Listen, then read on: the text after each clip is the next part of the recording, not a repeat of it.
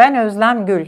Uzun süredir biyomedikal teknoloji, frekans saldırıları, kimyasal saldırılar, psikolojik harp yöntemleriyle beden bütünlüğüm, fiziksel ve ruhsal özgürlüğüm hedef alınmıştır. Ben bir insan hakları mağduruyum. CIA, Pentagon ve onların özel yüklenicileri olan şirketler ve Türk devletleri aktörlerinin işbirliğiyle NATO protokolleri çerçevesindeki biyoteknoloji ve insan geliştirme teknolojileri adı altında yürütülen işleyişlerin gizli bir insan deneyi projesinin hedefi ve biyolojik veri kaynağı olarak kullanılıyorum. Son 5 yıldır sistematik olarak rızam dışında yürütülen siber teknolojik ve frekans tabanlı bir izleme, nöral haritalandırma ve biyometrik veri toplama sürecine maruz bırakılmaktayım. Rızam olmaksızın bilişsel fonksiyonlarım, nöral verilerim ve biyolojik yapım, küresel siber gözetim ağları vasıtasıyla birer veri transfer unsuru olarak kullanılmaktadır. Vücudum, insanüstü asker yaratma projeleri kapsamında bir denek olarak kullanılmakta, acı hissetmeme, uyku ihtiyacını ortadan kaldırma, yapay zeka ile bütünleşme ve hormonların uzaktan yönetilmesi gibi deneylere maruz bırakılmaktadır. Beden bütünlüğüme, zihinsel özerkliğime ve ruhsal özgürlüğüme kastedilmektedir. Evrensel, anayasal ve cezai hukuk haklarım cebren ve hile ile çıkar ve para karşılığı oluşturulan ilişkilerle gasp edilmiştir. Beden bütünlüğüme, zihinsel özerkliğime ve ruhsal özgürlüğüme ahlaksızca, vicdansızca, hukuk ve etik dışı bir şekilde kastedilmiştir. 5 yıldır süren uygulamaların özellikle son 3 yılında şiddeti iyice arttırılarak beyin, kafatası, omurgama yerleştirilen implantlara ve kan dolaşımına zerk edilen mikrosistemlere yönlendirilen uydu frekansları, yönlendirilmiş enerji silahları, ikametgahlarımda kurulan lojistik altyapılar üzerinden çeşitli siber sistemlerle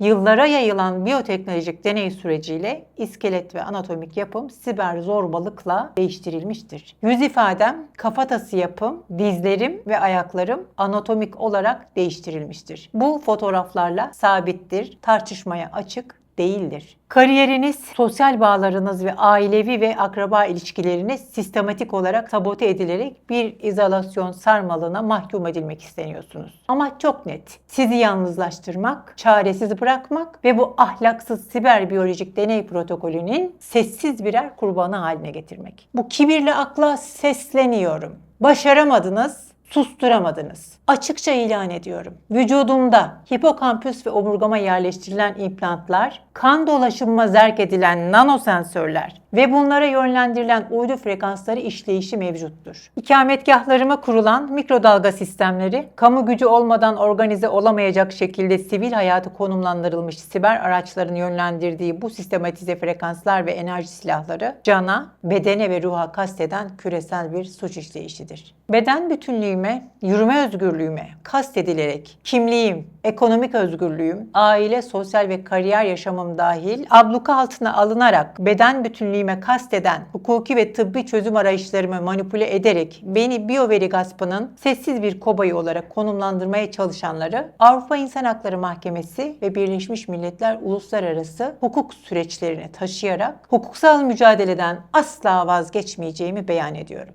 İnsan hakları ihlalleriyle ilgili tüm hukuk profesyonellerine ve üzerimde yürütülen irade dışı nöroteknolojik ve biyomedikal izinsiz deney sürecine çözüm üretme mücadelemde engel olunan hukuk ve tıp süreçleri ve kastedilen beden bütünlüğüm adına kamuoyuna sesleniyorum. Karşı karşıya olduğum tablo sadece bireysel bir mağduriyet ya da geçici bir kişisel kriz değildir. Bu insan türünün biyolojik ve zihinsel olarak köleleştirilmesi, anayasaların fiilen ilga edilmesi ve hukukun ırzına geçildiğinin gözler önüne serilişidir. Parasıyla, uydusuyla, nanoteknolojik silahlarıyla insanların bedenlerini gasp eden, sinir sistemlerini uzaktan manipüle eden bu ahlaksız güce karşı hukukun gerçek ve ödün vermez yüzünü hatırlatmak kaçınılmaz tarihi bir görevdir. Üzerimde yürütülen deney protokolünün vicdanını yitirmiş, şuurunu kaybetmiş, en baştan en aşağıya tüm sorumlularına sesleniyorum. Teknolojik fayda ve insan geliştirme teknolojisi maskesi altında yarı makineleştirmeye çalıştığınız ve bedenim üzerinden yürüttüğünüz rızasız deney protokol sürecini ve biyoveri gaspını derhal sona erdirin. Küresel askeri projeleriniz, Pentagon'un savunma şirketleri ya da onların yerel taşeronları aracılığıyla benim bedenim üzerinden bu suç işleyişine devam edemezsiniz, etmeyeceksiniz. Devlet, kamu özel kurum işbirlikleriyle sivil insanların biyolojisine, genetiğine ve hayatlarına rızasızca el koyan, bu siber çarkın bana yaşattıkları fiziksel bedenime yapılanlar ve yıkmaya çalıştıkları kimliğim, paramparça ettikleri aile, kariyer ve sosyal ilişkilerimin hukuken hesabını sormak üzere peşinde olduklarıma sesleniyorum. Beden bütünlüğüme, yürüme özgürlüğüme kastedemezsiniz. Bana yaşatılanların hukuken hesabını vereceksiniz. Avrupa İnsan Hakları Sözleşmesi madde 3. İşkence ve kötü muameleyi mutlak biçimde yasaklar. Madde 8. Bireyin özel yaşamını ve beden bütünlüğünü koruma altına alır. Birleşmiş Milletler sistemi de insan onurunun devredilemez ve koşulsuz olarak kabul eder. Bu nedenle rıza dışı her beden müdahalesi iddiası hangi koşulda olursa olsun uluslararası hukukta ciddi bir insan hakları ihlali alanına girer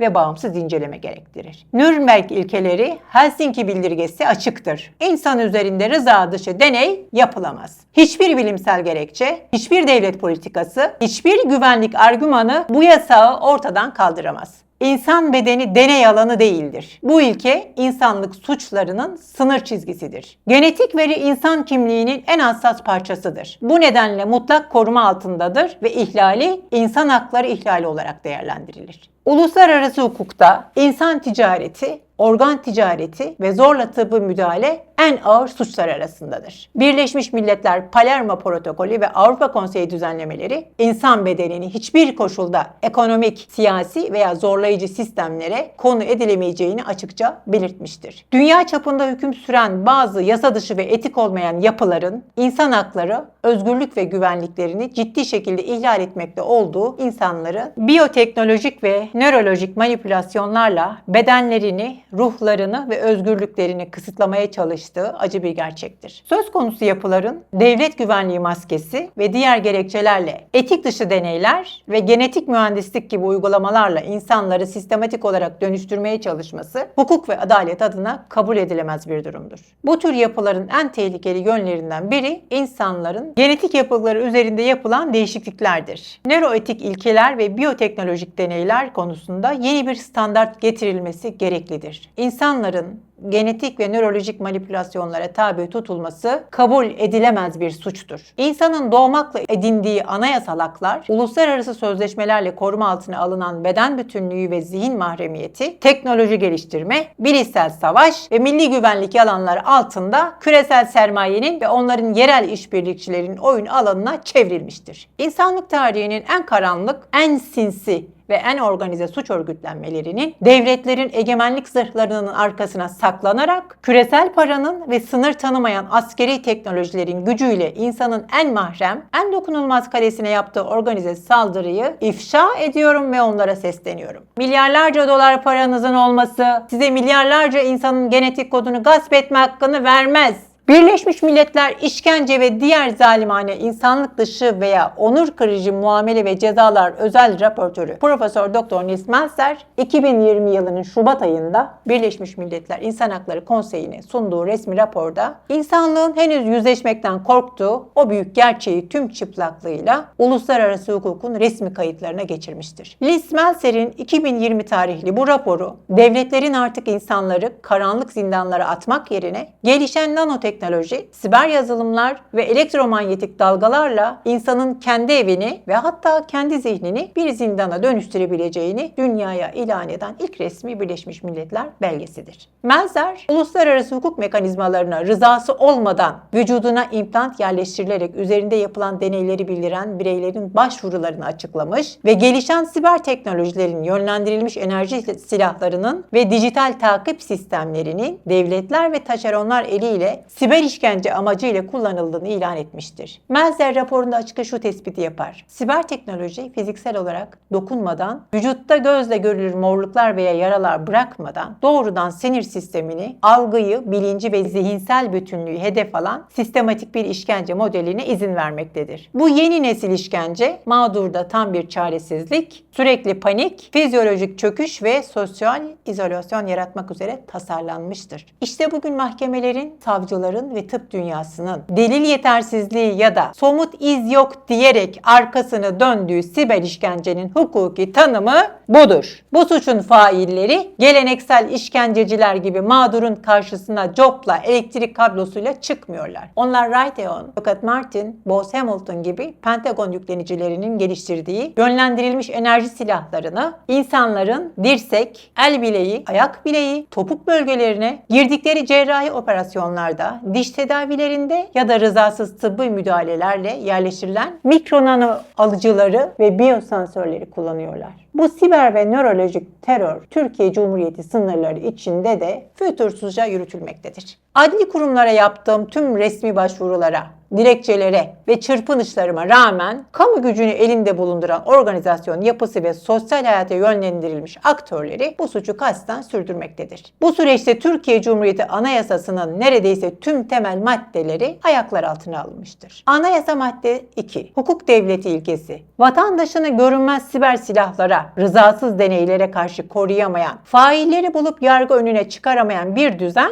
hukuk devleti niteliğini kaybetmiş demektir. Anayasa madde 5. Devletin temel amaç ve görevleri. Devlet kişinin temel hak ve hürriyetlerini kasten yerleştirilen implantlara, elektromanyetik saldırılar ve sosyal izolasyon projelerine karşı koruma yükümlülüğünü yerine getirmemiştir. Anayasa madde 17. Kişinin dokunulmazlığı, maddi ve manevi varlığı. Tıbbi zorunluluklar ve kanunda yazılı haller dışında kişinin vücut bütünlüğüne dokunulamaz. Rızası olmadan üzerinde bilimsel ve tıbbi deneyler uygulanamaz. Bu madde açık ve net bir şekilde çiğnenmiştir. Mağdurun bilinci ve rızası dışında bedenine müdahale edilmiş, eklemlerine dirsek, el, ayak bilekleri, topuklar, kafatasına yoğunlaştırılmış frekans saldırılarıyla kasten yaralama fiili sistematik bir işkenceye dönüştürülmüştür. Anayasa madde 20, 21, 22. Özel hayatın gizliliği, konut dokunulmazlığı, haberleşme hürriyeti. Mağdurun evi kimyasal elektromanyetik saldırıların merkezi haline getirilerek güvenli olmaktan çıkarılmış, tüm dijital iletişim araçları izlenmiş, sansürlenmiş ve mahrumiyeti yok edilmiştir. Anayasa madde 41 ve 49. Ailenin korunması ve çalışma hakkı. Sistematik psikolojik manipülasyonlarla mağdurun aile ve sosyal çevresi çökertilmiş, ekonomik bağımsızlığı elinden alınmış, tam bir sosyal ölüme mahkum edilmek istenmiştir. Anayasa madde 56. Sağlık hakkı.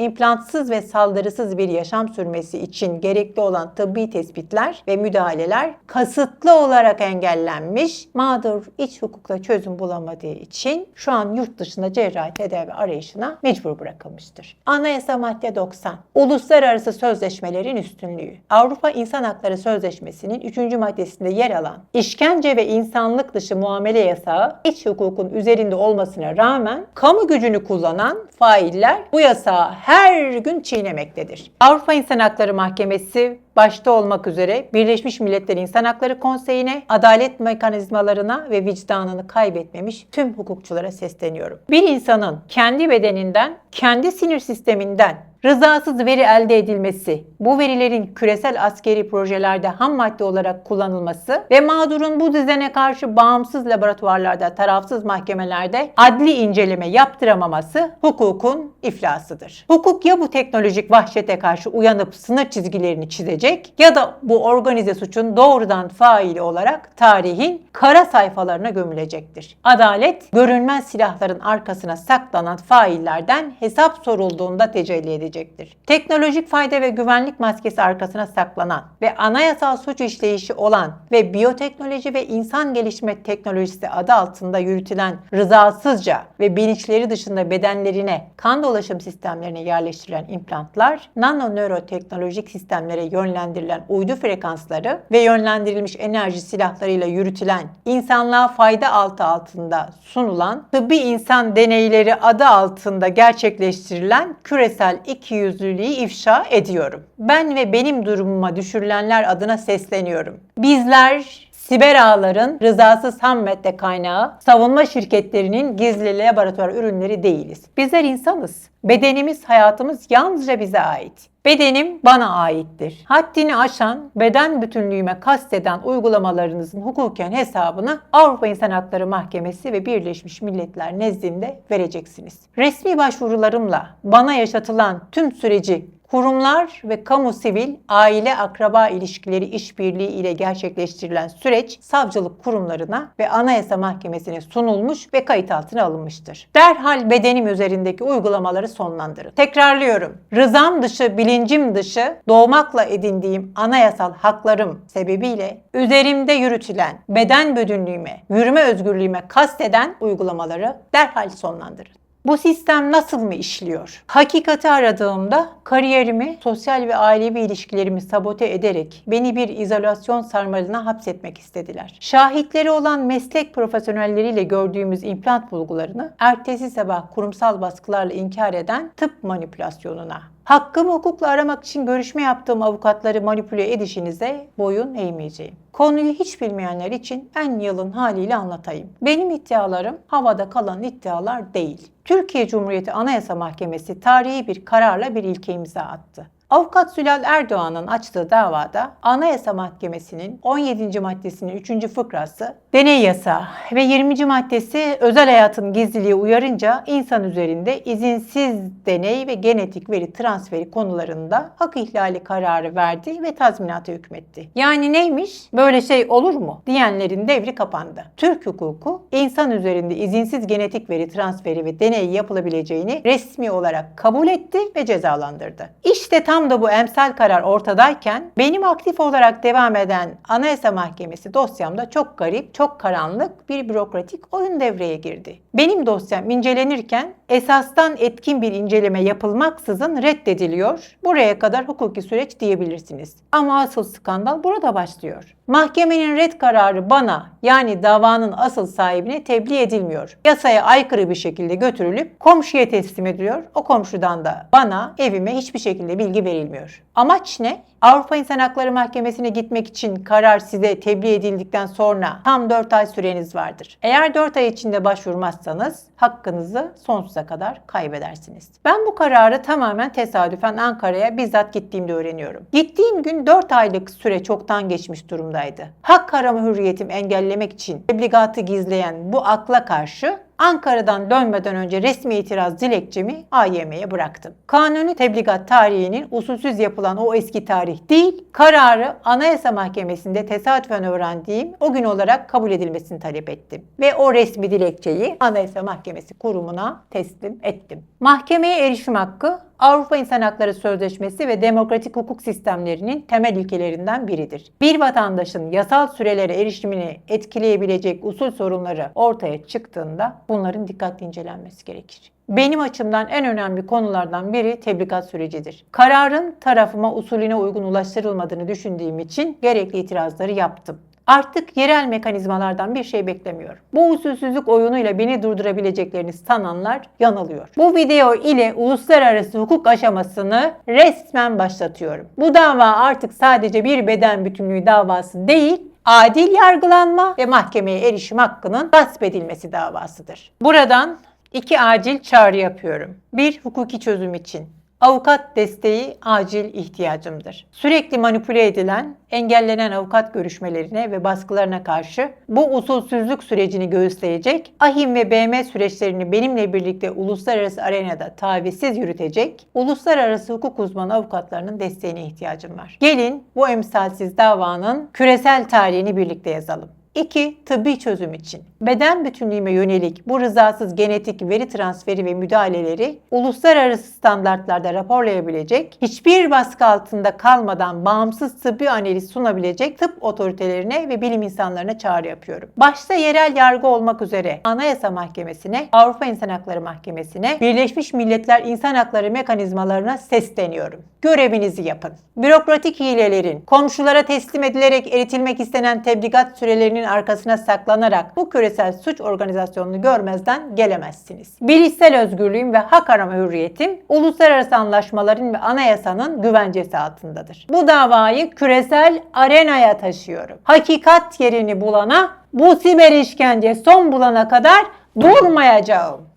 Durmayacağım. Hastaneler, klinikler ve özel genetik laboratuvarları insani tedavileri uygularken hastalara onlarca sayfalık okunması imkansız hukuki metinler imzalatır. Siz orada sadece sağlığıma kavuşmak için bu çipin takılmasını, bu testin yapılmasını onaylıyorum diye imza attığını sanırsınız. Ancak o metinlerin satır aralarında toplanan nöral verilerin, beyin haritalama sinyallerinin ve genetik kodların anonimleştirilerek Ar-Ge amacıyla üçüncü taraf yapay zeka geliştiricilerine aktarılabileceğine dair maddeler gizlidir. Askeri yapay zekanın eğitilmesi için rızasız transfer sisteminin kurulup hastadan veya rızasız yöntemlerle hedef seçilen sivil kurbanlardan veri akışı başladığında o masum nörolojik sinyaller stres altındaki beyin dalgaları, acı eşikleri, korku anındaki nöral tepkiler saniyeler içinde siber taşeronların, Bose-Allen gibi firmaların sunucularına akar. Burada işlenen veri gelecekte NATO'nun bilişsel savaş algoritmalarını eğitmek için kullanılır. Yani bir insanın iyileşmesi için geliştirilen teknoloji kitlelerin zihnini uzaktan manipüle edecek, insan iradesini kırabilecek askeri bir siber silaha da dönüştürülebilir. Burada nihai hukuk açmazı devreye giriyor. İşte bu yüzden hukuk çaresiz kalıyor. Kamu gücünü ve teknolojik üstünlüğü kötüye kullanan organizasyonlara karşı bu hukuki savaşı benimle birlikte omuzlayacak, adalet inancını yitirmemiş tüm avukatların ve baroların insan hakları merkezlerinin desteğini talep ediyorum. Ben beden bütünlüğü ve zihin mahremiyeti, küresel teknolojik siber silahlar ve rızam dışı nörolojik müdahaleleri ihlal edilmiş bir insan olarak Avrupa İnsan Hakları Mahkemesi nezdinde yürüteceğim bireysel başvuru süreçlerimi devralacak hukukçular arıyorum. Maruz kaldığım sistematik elektromanyetik frekans saldırıları ve rızam dışı biyometrik müdahaleler karşısında vücudumdaki nano teçhizatın delil zinciri titizlikle korunarak AHİM ve BM gözetiminde profesyonel tıp heyetlerince acilen incelenmesini ve bu adli tıp sürecinin koordinasyonunu sağlayacak avukatların desteğine ihtiyacım acildir. Çağrı sadece benim şahsi kurtuluş mücadelem değil. Parasıyla ve teknolojisiyle insan bedenini gasp eden